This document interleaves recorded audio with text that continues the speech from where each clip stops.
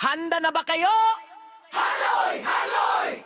Ito ang kwento ng mga pinakamatitinding tambay sa Purok 10 David Homes. Takhoy! Takhoy! Tara na! Pumunta si Choy Choy sa bahay ni Loloy. Sabi niya, Haloy! Haloy!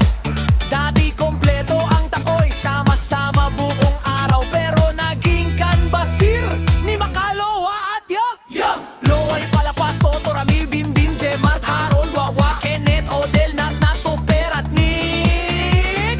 Daryl, Monmon, Bintot na laging may utot. Pag may tambayan, siguradong siya ang susunod.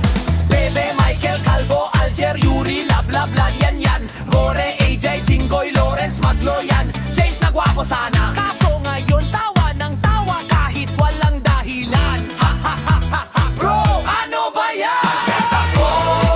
Mga takoy, Purok 10 David Homes, tambay hanggang kailan? Kung di lang naging kanbasirang barkada, kompleto sana tayo gabi hanggang umaga. May bagong takoy, ang pangalan ay Bonsoy. Carlo Enero, bentong walang pahinga. Araw-gabi siga ang mata, laging nasa kalsada. 5 hash, 3 hash, minsan 1 kiyaw ang presyo. Takoy sa David Homes, ibang klase kayo. O siya, hanggang dito na muna. Sa mga takoy ng Purok Ton, magpakabait naman kayo para hindi magalit si Chairman. Baka magsumbong siya kay Paking.